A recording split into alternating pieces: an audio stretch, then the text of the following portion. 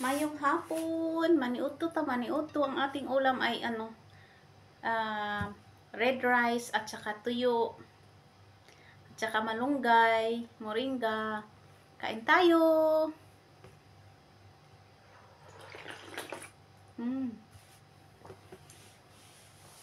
Kasi ang tanghalian ko ay late na. May pinuntahan kami. Kaya, kain tayo, kain. Ating ulam ay malunggay.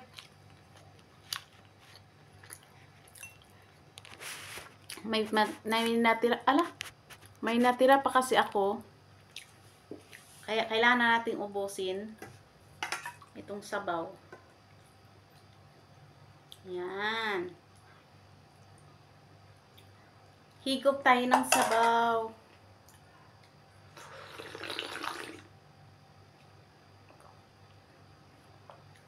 Sarap. Ulo.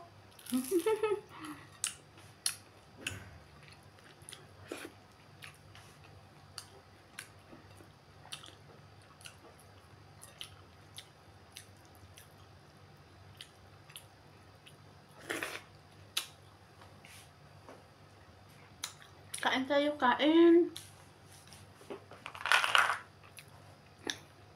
Ating ulam ay napakasarap, tuyo.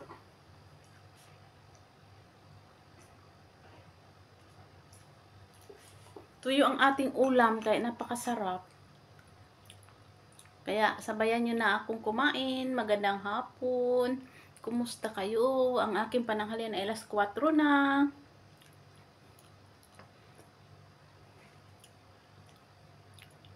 Kaya sabayan nyo akong kumain. Ang aking tanghalian ay sabay. Ang aking tanghalian ay sabay na hapunan. Diba? Kain tayo.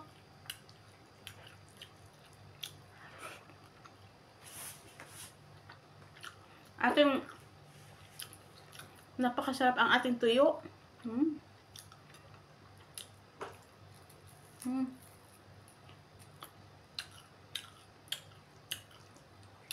Tapos may riders pa akong tira, yun. Ubusin ko to.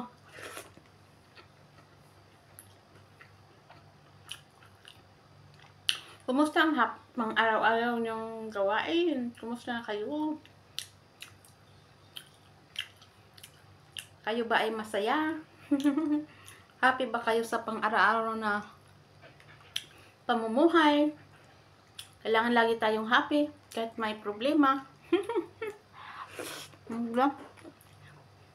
Ganun lang ang life. Kailangan laging happy.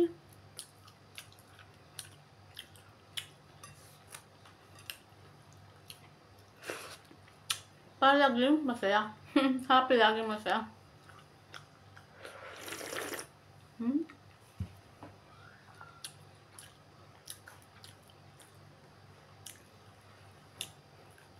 Pag wala ka masyadong ginagawa, hindi ka magutom agad. Pero may trabaho ka, iba yung may trabaho ka, kaya, dali kang magutom. Pag mag-umpisa na ako ng trabaho, hagad na naman si Inday. Hindi naman makabidyo lagi ito. Pag nakapasok ako ulit ng trabaho. Hindi na ako makaano nito araw-araw. May time ako mag-live, mag-video kasi wala pa akong pasok. Hindi pa ako pumasok ng trabaho.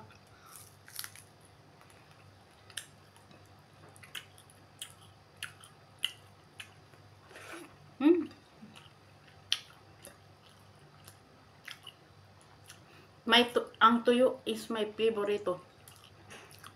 Paborito ko ang dried fish na ganito. Sarap.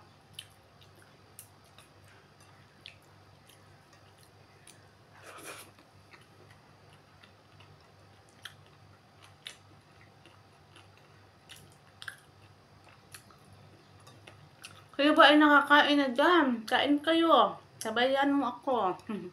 Sabayan nyo ako. Ito dapat merienda. Ito tanghalian, hapunan. Tanghalian, hapunan, merienda kasama na. Alay.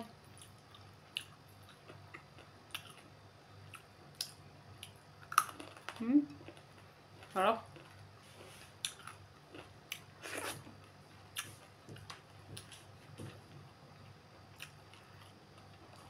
Sabi na, kumain ka daw ng ulo kasi yung sa ulo daw maraming vitamina.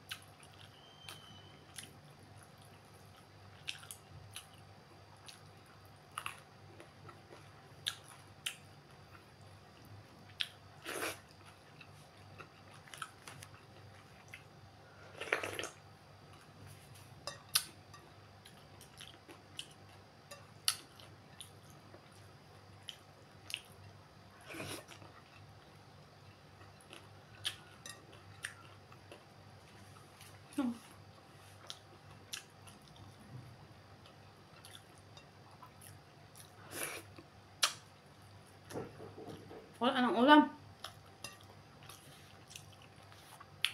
Wala na tayong ulam.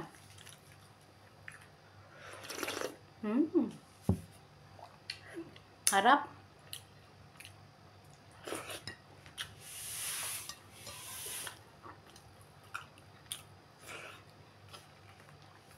Bye-bye. Thank you for watching. Please share, like, and subscribe. Sa totoo lang,